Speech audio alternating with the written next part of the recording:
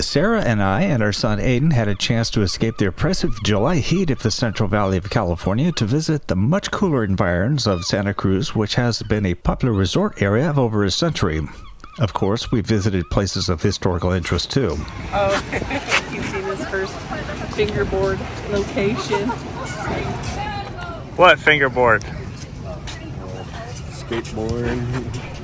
The cool air and views of the ocean were a welcome change of scenery for us. The biggest attraction in Santa Cruz, of course, is the historic Boardwalk. The Santa Cruz main beach became the most important asset of this area. In 1849, the first wharf was built near the current site of the Dream Inn. More wharves followed, eventually reaching 4 at the same time. On our first day in Santa Cruz, we were able to walk the entire municipal wharf, where we enjoyed Mexican food and some of the sights and sounds that make Santa Cruz a unique experience.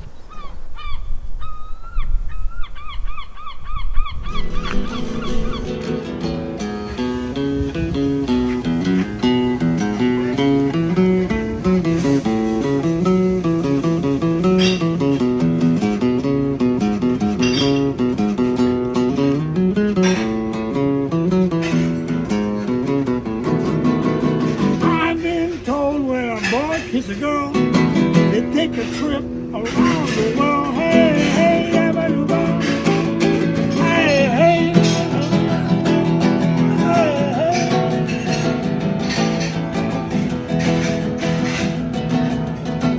Money don't buy everything that's true. And what it don't buy, I can't use. I need money.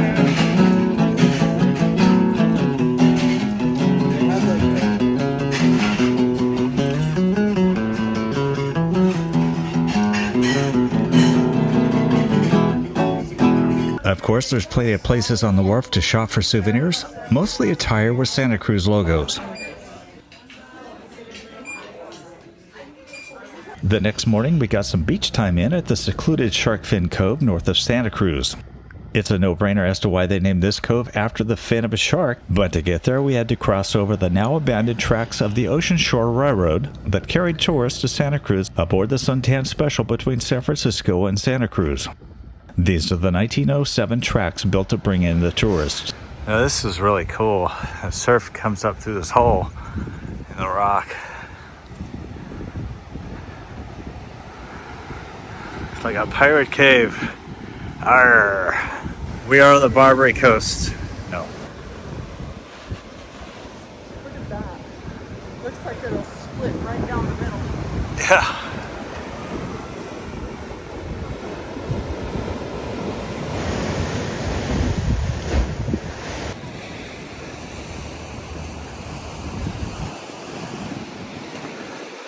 Ladies and gentlemen, Acapulco cliff diving.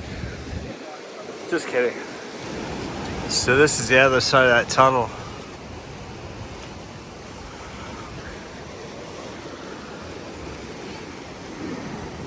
So what do you think of the beach? Pretty cool? It's nice. Not too overpopulated? I don't know, but a lot of people have gotten here since we did.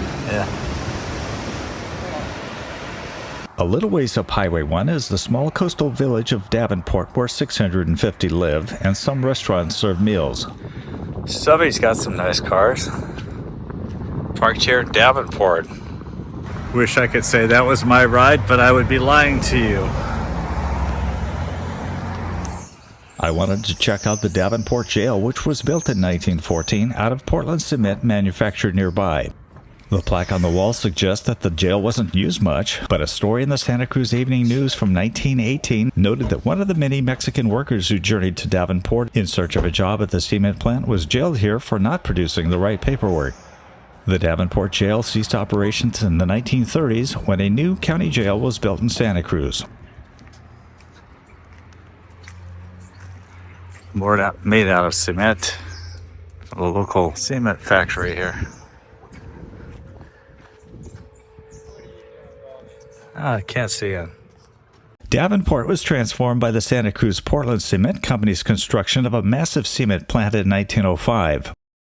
The cement manufactured here would help rebuild San Francisco after the 1906 earthquake and even ended up in the Panama Canal.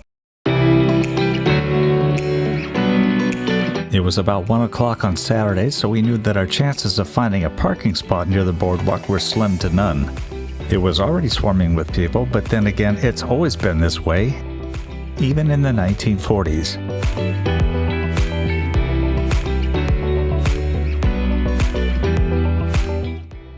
Bathhouses began springing up along the Santa Cruz main beach thanks to the popular theories that saltwater bathing was good for your health. People swam in itchy Victorian bathing suits which covered the entire body but were very heavy when wet. A footpath of boards connected the bathhouses to the railroad wharf and Pacific Avenue beyond, hence the name Boardwalk. The first bathhouse was built in 1864. Changing rooms were carted in each summer to support the seasonal crowd. In 1868, the first heated indoor pool was built on the beach. By 1893, the Plunge was the largest and most famous bathhouse in Santa Cruz, drawing thousands each year. At the turn of the century, a man named Fred Swanton saw the potential of Santa Cruz becoming the Atlantic city of the West Coast and began buying everything that was already on the beach, including the Plunge, the entire beachfront to the San Lorenzo River, and the field across the street. He then began promoting the area with special trains. In 1903, President Theodore Roosevelt visited Santa Cruz, prompting the city to improve the footpath from the wharves. Soon after, Swanton began construction on the Neptune Casino, a massive two-story building for restaurants, shops, an arcade, and a grand ballroom. Across the street, Swanton built a tent city to accommodate thousands of tourists. It occupied the ground that is now the vast parking lot for the boardwalk. In June 1906, the entire casino complex burned and took part of Tent City. Swanton rebuilt the casino complex, which stands today, and replaced the tents with sturdier cottages. Thus, Cottage City was born. Later, the cottages gave way for Swanton's new hotel, the Hotel Casa del Rey, or House of the Sun. But serious damage was inflicted on the structure from the 1989 Loma Prieta earthquake. What survived are two large palm trees near the corner of the parking lot, which marks the hotel's south entrance. The casino ballroom attracted many famous bands from the 1920s through the 1950s, and the era of big bands attracted thousands on weekend nights. In 1934, the ballroom was renamed the Coconut Grove, and while concerts here are a thing of the past, concerts on the boardwalk remain a tradition. This photo merges a 1938 photo with the Coconut Grove with how it looks today. The building on the left was remodeled in 1952 to reflect a more popular modern design. Alongside the new casino, William Weeks built the Plunge, which was a heated saltwater pool. It first opened in 1907 and remained open for swimming for 55 years. In the summer of 1938, the legendary Hawaiian surfer and swimmer Duke Kahanamoku made a promotional appearance and swam in the pool. He showcased a number of freestyle techniques, including the Australian crawl and his own stroke developed as a teenager. In 1963, the Plunge was filled in, and in 1991 converted to Neptune's Kingdom, a pirate-themed miniature golf attraction. In 1924, then-Mayor Fred Swanton promoted Santa Cruz to host a Miss California pageant at the boardwalk. For the next 40 years, the boardwalk catered young and beautiful California women. Of course, the rides at the boardwalk have attracted even the famous, such as the time when basketball great Wilt Chamberlain rode the Giant Dipper coaster in 1963. A number of films have also been shot at the boardwalk. The Entertainer, which was an NBC TV movie, brought film legends Ray Bolger and Jack Lemmon to the boardwalk in the summer of 1975. Clint Eastwood and Sandra Locke filmed a scene for Sudden Impact here, and Kiefer Sutherland filmed a scene here for The Lost Boys in 1987. Mac Davis, a singer-turned-actor, on the left, and Carl Malden on the right, rode the Giant Dipper roller coaster in the 1983 film The Sting 2. These old family slides are proof as to how many years I've been coming to Santa Cruz. These were taken in 1962 when I was a baby. I'm the happy fellow sitting on my mom's lap along the boardwalk. I'm also the baby on the blanket with my mother and grandmother, and apparently they brought a picnic lunch of fried chicken to save money. My grandparents, you see, were very frugal people. And here is my Uncle Donald at left, and my dad, who were probably getting an eyeful of the surf. And this is my mom and Uncle Roy strolling the boardwalk, maybe looking for a ride or maybe the bathroom. When California became a state in 1850, Santa Cruz saw the establishment of leather tanning businesses, lime works, black powder production, and logging. So in trying to find some historical places here in Santa Cruz, we actually stumbled upon the Henry Cowell lime kiln. Produced a lot of the lime for the building of mortar and bricks and things like that back in the founding days of California. The University of California, Santa Cruz was built on part of the Cowell Ranch, upon which this cooperative still exists. These brick kilns date back to the late 1800s and were used to produce lime for plaster and brick mortar.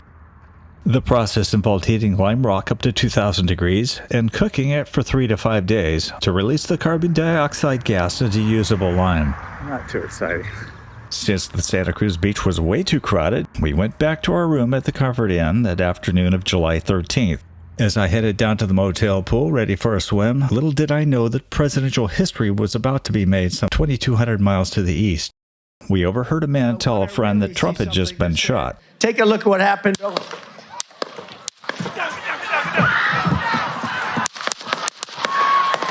I jumped to my phone and was aghast at what I saw, stunned how the news media suggested that this only appeared to have been an attempt on his life. Not knowing what exactly happened for a few seconds, I was relieved to see that Trump survived, but angered that the Secret Service failed in such a monumental fashion that an innocent man was killed. You can hear some voices there saying, "Are we ready to go? Are we ready to go?" During his tour of California that began in Southern California on May 7, 1903, President Theodore Roosevelt stopped in Santa Cruz on May 11th. He rolled into town on this train, seen here in Ventura, and moved about on Santa Cruz streets aboard a carriage. After delivering an address in downtown Santa Cruz, Roosevelt hopped on a train that went down this street to go into the Redwoods at the Big Tree Grove. Nice, nice, nice. The train goes right down the middle of this street. So if you would have been out here in May of 1903, it would have been a grand occasion because President Theodore Roosevelt was making his way up these tracks here. And the train tracks are actually in the street today. But I'm here at Green Street and Central, I believe. And it was right in this area where President Roosevelt was photographed. And I think it was this brick wall here. He was going up to visit the big trees. He was photographed on the back of the train waving to some young boys that were out in the street here. And the train went off through this tunnel over here. But I just wanted to check this side out. Now, the president actually went up to the big trees.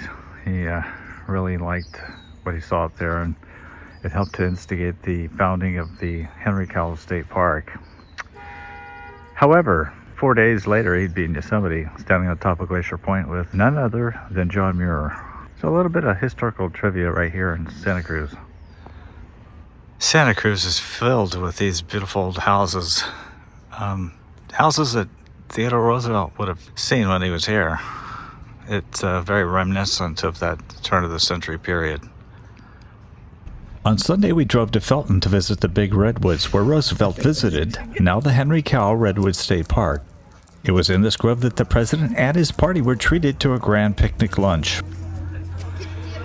Now, I always enjoy these cross-sections of trees because it shows, for example, 105 when Chinese invented paper, birth of Jesus, that tree was that big.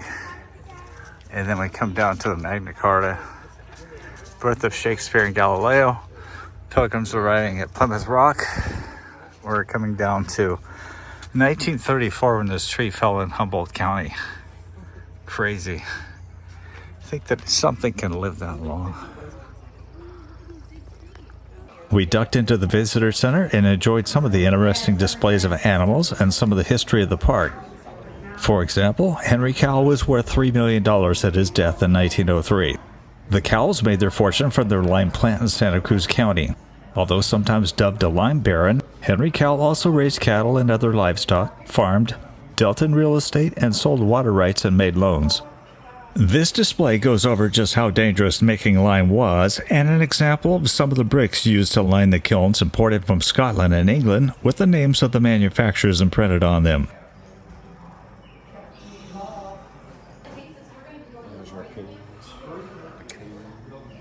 I wonder if the bird was real, or if that's just. Probably.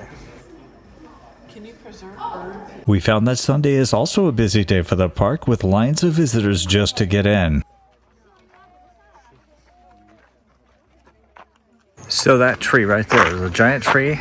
It's the one that Teddy Roosevelt stood in front of when he visited here in May of 1903. It's called the Giant, and I forget how tall it is, but it's one of the tallest here in the park. And Roosevelt stood right here for a picture that was widely distributed as a stereo picture. So he would have stood right here.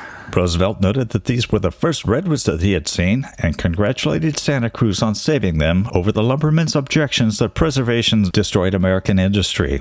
He implored an end to the practice of pinning cards to one tree, saying, quote, "They give an air of ridiculous to this solemn and majestic grove. To pin those cards up there is much out of place as if you tacked so many tin cans up there. I mean that literally." And I have pictures of a gentleman by the name of Ephraim Hatch, who took his family here. He's a rich guy from San Jose, and he also lived in Central Valley. In fact, Hatch Road in series is named after him. He was posing by a tree. I'm not sure if it's this tree. I don't think it was this tree where they were pinning all the calling cards to, but really upset Roosevelt. And everybody cheered when he said, "Take him down." Now, curiously, that knoll right there has been growing well over 100 years, 120 years or longer. It was here when Roosevelt was here. It's a good thing these trees are protected because burls, redwood burls, are big money. Children coming out of trees. This is the John Fremont tree. It's been rumored that when John Fremont was here exploring California in 1846, that him and his men spent the night in that tree. When John Fremont and his wife Jessie Benton and daughter Elizabeth visited here in the 1880s, somebody had mentioned to him that he had camped in this tree, and he said, "Well, it's a good story, let's leave it at that." So there's some question of whether or not that's actually what happened here, but we have a picture of Fremont, his wife, and his daughter standing by this tree.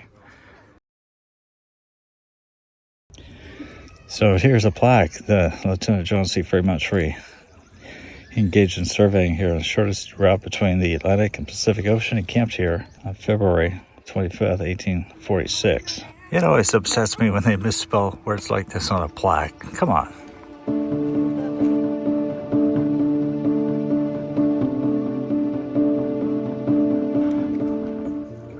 Okay, we're gonna go in here. All right, let's go. Oh. Oh, are you coming? Oh, yeah, there's plenty of room. It's amazing. Yeah. I've been in here once, but it's been a long time. Yeah. Oh, you gotta cut your hair this really. Oh, yeah. A little strong. I know. No, it's just showing a lot of dust. Yeah. Oh my gosh, it's so cool. But look at this. Yeah. Yeah, what is this? Like a little cubby for your... This is his nightstand and stuff. Kind of stuff on that.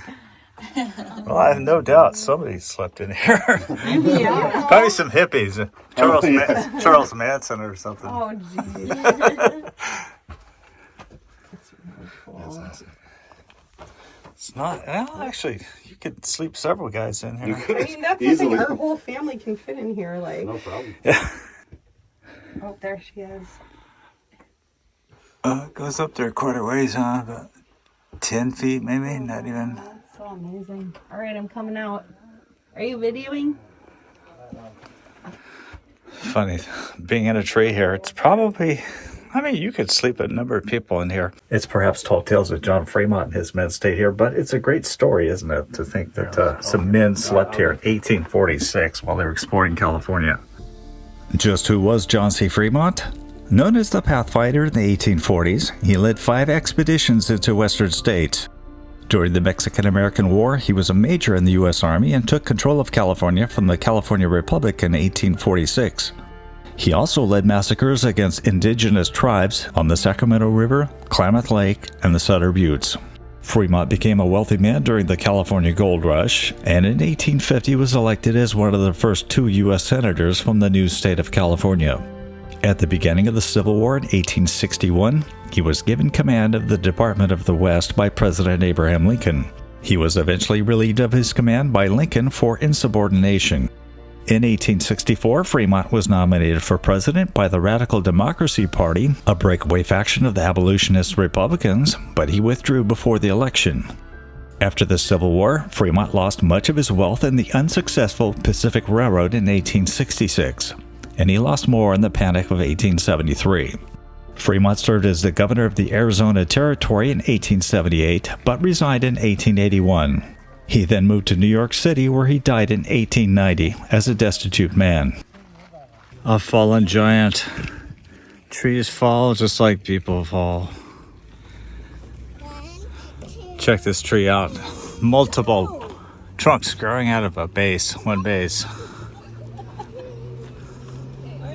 One of the trees is named in honor of William T. Jeter, a Santa Cruz civic leader, banker, and lieutenant governor of California who was instrumental in helping to preserve the big trees as a state park.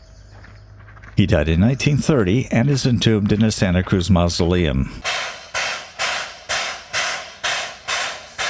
We look forward to our visit to Roaring Camp, which is not an authentic railroad town, but a tourist attraction that uses an actual 1899 Heisler steam engine to take cars of visitors into the large trees. The engine was originally used at Westside Lumber Company in Tuolumne County.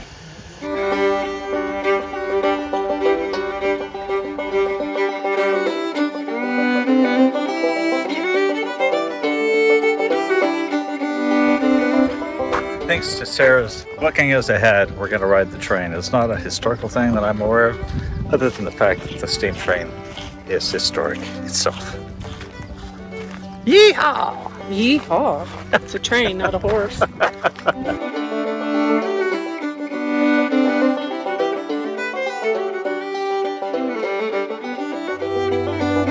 It's like the marshal's out right now. He'll be back after he brings Wild Bill. Inside the mock print shop is an authentic linotype machine manufactured by the Mergenthaler of New York City. That company was founded in 1886. As someone who's been involved in newspaper production my whole life, I can tell you that nobody today would want to go back to that old method of putting out a newspaper. I mean, this is a touristy little place, but here's like a little mock blacksmith shop here. This is so cool. Bret Hart Hall. Opera House Meeting Hall. Obviously not old at all. It wasn't even here back then.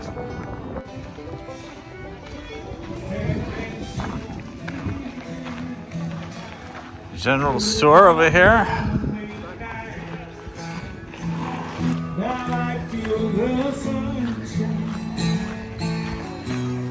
Don't worry about blue. You woke up my heart, and now it's beating for you. Everywhere I live alone. You live in my dream. I see you every night, and when I turn out the light. A new museum at Roaring Camp features a lot of photos explaining the history of the attraction. After Highway 17 was finished between San Jose and Santa Cruz in the 1940s, bringing in more tourists, Norman Clark decided to turn the old narrow gauge rail line through the original Big Trees Resort into a tourist attraction. Clark, who lived from 1935 to 1985, was a railroad enthusiast at a young age, and in 1958, with $25 in his pocket, he began assembling partners and investors. He eventually built the 1880s-era logging town in the hills with a railroad running from Santa Cruz to Felton. Roaring Camp opened in April of 1963.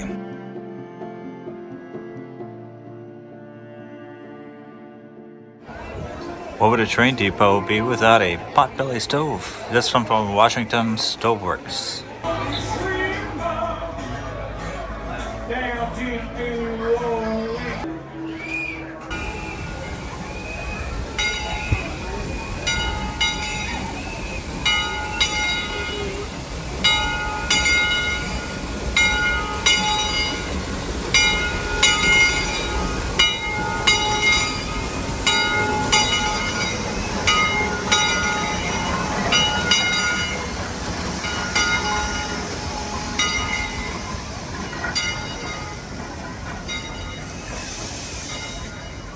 Around you, you will see a bunch of cute little baby redwood tree sprouts growing in a circle around the base of these larger trees.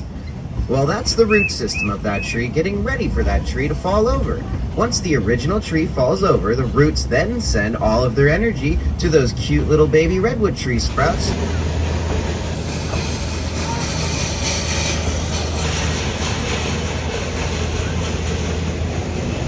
Ladies and gentlemen, now would be a wonderful time to get your tickets out and have them ready. In just a few moments, I will be coming around to collect all your tickets, so please have your ticket out of your pocket, out of your purse, out of your wallet, out of your jacket, out of your hat, out of your sock, wherever you put your ticket.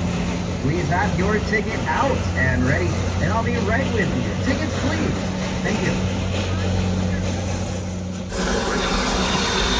So we made our way to the top of Bear Mountain. I guess they call this the top of the train ride at Burn Camp, and I'm going to check out the engine right now. It once belonged to Tuolumne above Sonora, California, which is an area I'm very familiar with.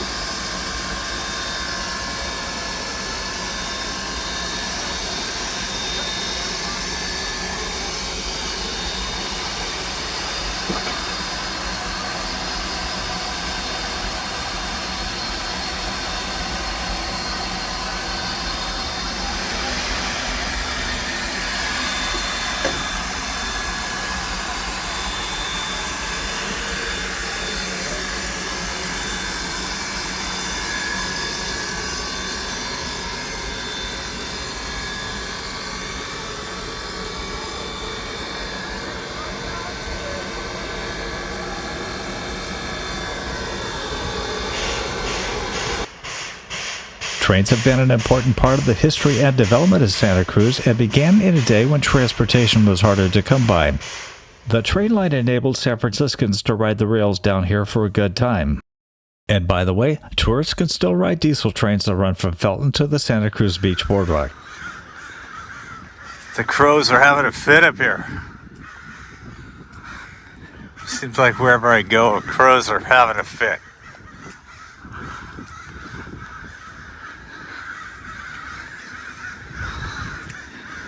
So back here was the tracks that, well, if I kept going, I'd hit the railroad depot where Teddy Roosevelt boarded the train from.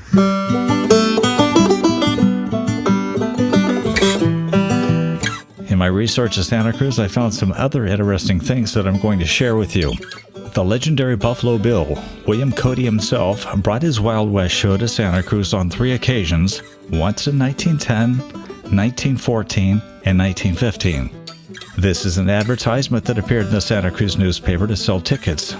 And this photo was snapped to him and wife Louisa riding down Pacific Avenue on May 7, 1915.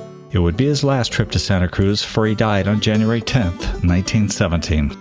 Martha Jane Reed Lewis, better known as the legendary Patty Reed of the Donner Party, ran a boarding house in Santa Cruz in her old age. It was in Santa Cruz that she died in 1923. She is buried in nearby San Jose. President Benjamin Harrison also visited Santa Cruz and the Big Grove of Redwoods, April 29th to May 1st, 1891. He stayed at the Pacific Ocean House. This hotel was later destroyed by fire on November 3rd, 1907, when a defective flue over the kitchen overheated a tank of fuel oil. And this popular surf shop at the corner of Pacific and Beach Streets is where the Hotel St. James was once located, at around 1909. And the Sea Beach Hotel, seen in the hill in the background, burned down in 1912. By the way, on the cottage next door, I found a historical plaque noting that this is where the famous Owl Surfboards was founded in 1962.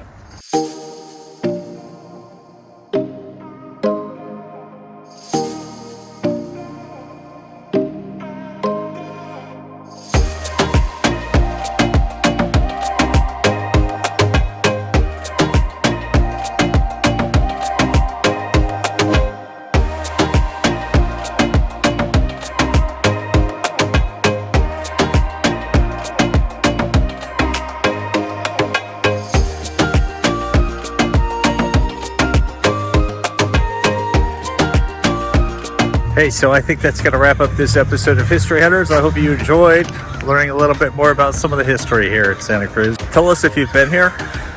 Probably have. A lot of people visit here. So Always appreciate a thumbs up as well. Thank you.